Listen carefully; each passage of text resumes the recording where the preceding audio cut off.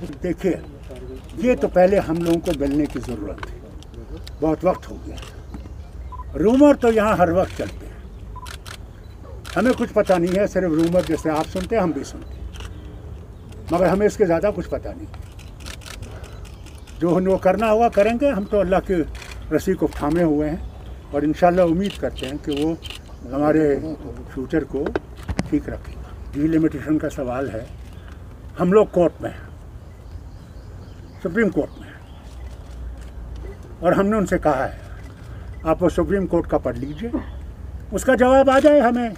Delimitation के जो chairman हैं वो भी सुप्रीम कोर्ट के जज रहे हैं, उनसे जवाब आए तो उसके बारे में फिर हम फैसला करेंगे। सही है जज साहब? खुद आप जानते हैं कि आज सूरत क्या है इस बीमारी की, लोगों से एहतियात से मिलना पड़ता है, क्योंकि बीमारी ऐसी है कि अल्लाह नजात दे, मुझे खुद हुई है और मैं जानता हूँ मेरे पे कितना इसका अभी भी मैं वो असर है जिसको अभी भी वो गया नहीं है, और कितने ही लाखों इस दुनिया फ़ानी से चले गए इस बीमारी से, और हम इस बीमारी को ऐड नहीं कर चाहते हैं, बल्कि आज हमने पूरा मिलके उन सब को जो इस बीमारी से गुज़र गए हैं उन्हें हमने जो है मग़फ़िरत के लिए दुआ मांगी। और एक बात जो मैं भूल गया आपसे कहना, यहाँ पे पुलिस का बड़ा ज़बरदस्त दबाव और है, और लोगों को पकड़ धक्कड़ ये वो कर रहे हैं, बच्चों को पकड़ के ले जा रहे हैं। मैं समझता हूँ ये नहीं होना चाहिए। मेरे ही रास्ते पे आप देखें, वहाँ पे नीचे कंडा है नर्सिंग होम के पास, वहाँ खोल देते हैं, बंद कर देते हैं। जब उनसे पूछते हैं कि क्यों बंद किया है, दुनिया की गाड़ी चलती थी, आज इसे बंद क्यों कर रहे हैं, इनके पास कोई जवाब नहीं है। तो ये तो गलत है।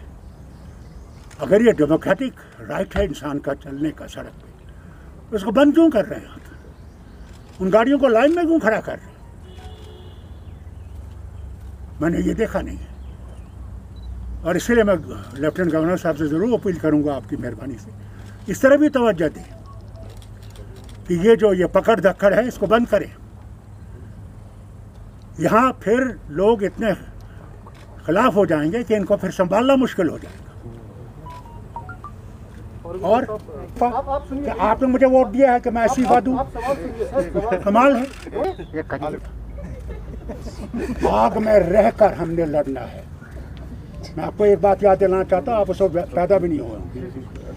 मेरे वालिद को जब सऊदी अरेबिया में थे और उनको ये पता लग गया था कि दिल्ली जब वो वापस आएंगे उनको गिरफ्तार किया जाएगा, तो उस वक्त के जो बादशाह जो थे शाह फैसल, उन्हें शेख साहब को ऑफ़र किया कि आप यहाँ रहिए, हम आपको सिटीज़नशिप देंगे। उन्होंने कहा मुझे नहीं चाहिए, मैं आग में रहकर उस आग को बुझाना चाहता हूँ। हम भी पार्लियामेंट में रहकर अपने हक के लिए लड़ते रहेंगे जब तक हम जिंदा हैं। तो या पार्लियामेंट के मेंबर हैं। मुल्क में तो पहले ही अपोजिशन बड़ी है, हर एक पार्टी बड़ी है, आप देखते हैं सब इकट्ठे हैं, कई मसलों पे इकट्ठे हैं, और इंशाल्लाह आगे भी इकट्ठे रहेंगे। तो ऐसी बात तो है नहीं कि नहीं इकट्ठे रहेंगे। मैं सिर्फ हम सब भी यहाँ से इस बदनसीब सरजमीन से ताल्लुक़ रखने वाले हैं, जो भी मुसीबत आज तक आन पड़ी है हम पर, एक साथ मिलकर हमारे आवाम ने उसको झेला है, सामना किया है। ये जहाँ तक सवाल है पार्लियामेंट में जाने का ना जाने का, मेरे ख्याल में ये बहस सब कहीं पर रुकनी चाहिए। जहाँ तक हमारे PAGD का ताल्लुक़ है, we will use every opportunity, कमज़ोर से कमज़ोर तरीन अपॉर्चुनिटी भी हमें मिले, हम उसको खोना नहीं चाहेंगे, मज़ाहमत कर लेंगे अपने आवाम की खातिर। और एक बात मैं अश्योर करना चाहता हूँ PAGD के रहनुमाओं की तरफ से, never ever misunderstand us, and we must convey it to the people of every region, whether it is Jammu, Kashmir, even Ladakh, that we shall be on the side of our people. dear people who are suffering, who are settled, there is no hope, but certainly we will be on their side. एक बात कहूँगा, कोई दरवाज़ा हमने बंद नहीं किया है, ये बात याद रखिएगा।